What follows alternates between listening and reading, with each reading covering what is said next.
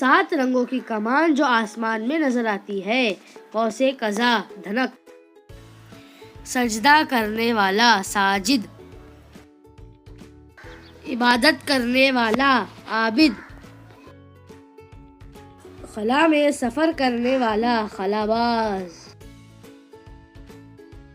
हाथी को चलाने और उसकी देखभाल करने वाला फीलबान।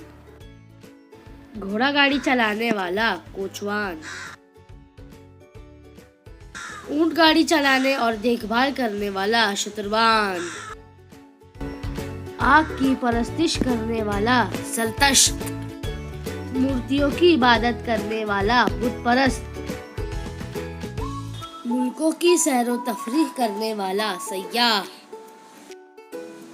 जानवरों को चराने वाला चरवाहा। इत्र बेचने वाला अत्तार। किताबें फरोख्त करने वाला कुतुब फरोश। ऐलान करने वाला मुअल्लिन मुनादी। पान का कारोबार करने वाला पंसारी। कपड़े रंगने वाला रंगरेज। कपड़ा बनाने वाला जुलाहा। सितारों की रफ्तार से मुस्तकबिल का हाल बताने वाला नजूमी रम्माल। दवा बनाने वाला दवासाज।